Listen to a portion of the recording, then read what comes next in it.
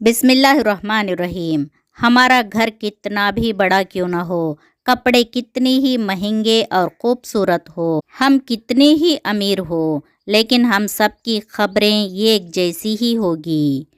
زندگی میں جو ہم چاہتے ہیں وہ آسانی سے نہیں ملتا، لیکن زندگی کا سچ یہ ہے کہ ہم بھی وہی چاہتے ہیں جو آسان نہیں ہوتا۔ اللہ تمہارے جسموں اور صورتوں کو نہیں دیکھتا، بلکہ وہ تو تمہارے دلوں کو دیکھتا ہے۔ اگر کوئی ہمارے لیے وقت نکالتا ہے یا ہمارے لیے کچھ کرتا ہے تو ہم اس کا شکر ادا کرنا ہے۔ شکریہ کا ایک بول بول دینا دوسرے انسان کو یہ باور کرتا ہے کہ ہمیں اس کی کوشش کا احساس ہے۔ اس دنیا میں سے اگر آپ احساس نکال دیں تو پیچھے کیا رہ جاتا ہے آخر؟ دنیا داروں پر اپنے دکھ مت ظاہر کرو، یہ وہاں چوٹ لگاتے ہیں جہاں پہلے ہی زخم ہو۔ رسول اللہ صلی اللہ علیہ وسلم نے فرمایا، سنو، جسم میں ایک ٹکڑا ہے، اگر ٹھیک رہا تو سارا جسم ٹھیک رہا، اگر وہ بگڑ گیا تو سارا جسم بگڑ گیا۔ سنو، وہ دل ہے۔ مایوس وہ ہوتا ہے جو اللہ تعالیٰ کی رحمت پر یقین نہیں کرتا، اور محروم وہ ہوتا ہے جو اللہ تعالیٰ کی نعمتوں کا شکر ادا نہیں کرتا۔ باتوں کا مٹھاس اندر کا بھید نہیں کھولتا۔ مور کو دیکھ کر کون کہتا ہوگا کہ یہ سانپ کھاتا ہوگا؟ کچھ نیکیاں زندگی میں ایسے بھی ہونی چاہیے جن کا اللہ کے سوا کوئی گواہ نہ ہو۔ موت کے ہوتے ہوئے انسان میں اتنی اکڑ ہے، ذرا سوچیں اگر موت نہ ہوتی تو کتنے غرور سے بھری ہوتی یہ دنیا۔ جب کسی انسان پر اچھا وقت آتا ہے تو وہ بھولنے والی چیزوں میں سب سے پہلے اپنی اوقات بھول جاتا ہے۔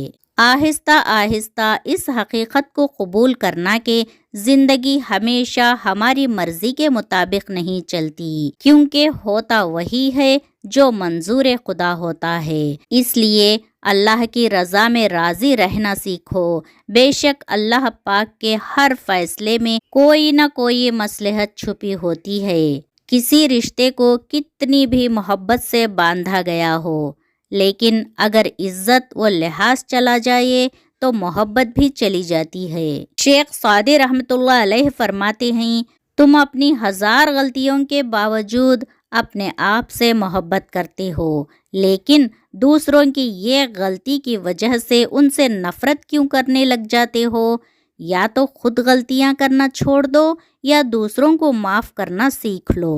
جو زیادتی یہ سوچ کر کی جاتی ہے کہ کوئی میرا کیا بگاڑ لے گا، تو پھر ایسے معاملات اللہ کی بارگاہ میں بڑی جلدی پہنچ جاتے ہیں۔ بہت کم لوگ اپنی آنکھوں سے دیکھتے ہیں اور اپنے دل سے محسوس کرتے ہیں۔ رسول اللہ صلی اللہ علیہ وسلم کا ارشاد ہے، میری امت کی عورتوں کے لیے سونا اور ریشم حلال کیا گیا ہے اور امت کے مردوں پر حرام کیا گیا ہے، اور جو اللہ پہ بھروسہ کرتے ہیں اللہ ان کے لیے ضرور راستے نکالتا ہے۔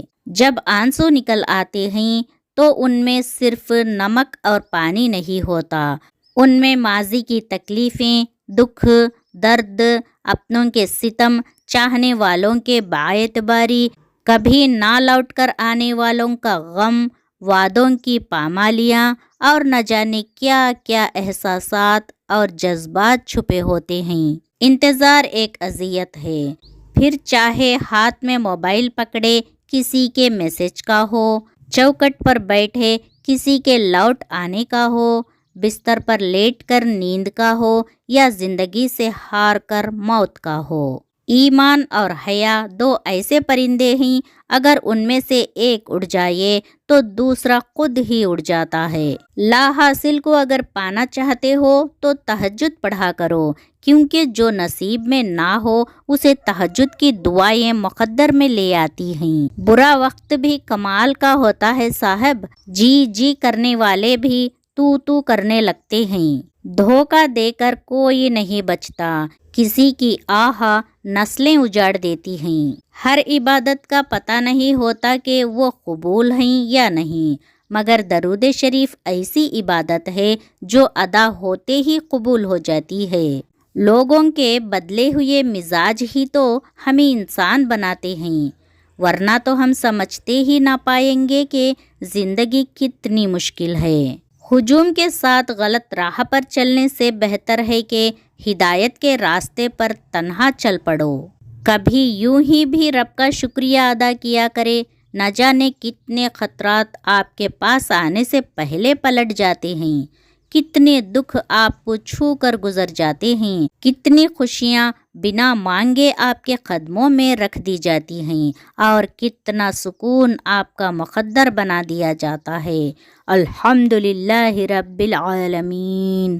توکل کے 2 مرحلے ہوتے ہیں، ایک وہ جب اس بات کا یقین ہوتا ہے کہ جو مانگا ہے وہ مل جائے گا، اور دوسرا وہ جب اس بات کا یقین ہوتا ہے کہ جو مانگا ہے وہ نہ بھی ملا تو اس میں کوئی نہ کوئی بہتری ضرور ہے، اور جو شخص اللہ پر بھروسہ کرے تو وہ اسے کافی ہے۔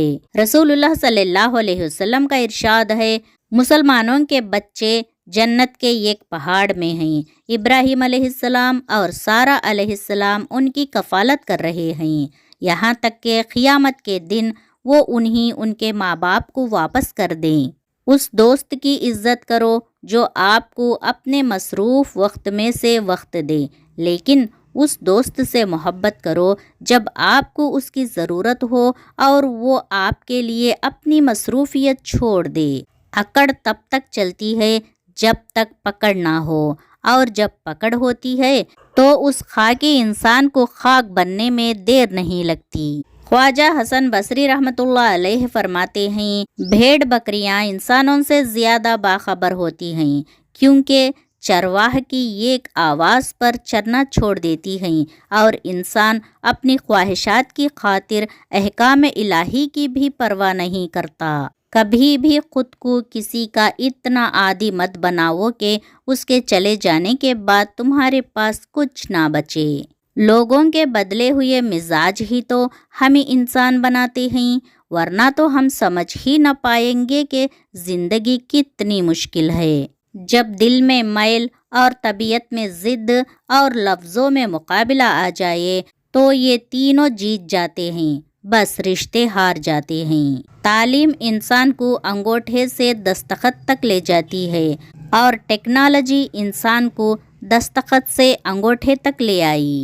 گفتگو کیجیے مگر احتیاط کے ساتھ، لوگ مر بھی جاتے ہیں الفاظ کے ساتھ۔ ہر انسان اپنا بہت کچھ بدل سکتا ہے، حتیٰ کہ شکل بھی تبدیل کر سکتا ہے، لیکن وہ فطرت نہیں بدل سکتا۔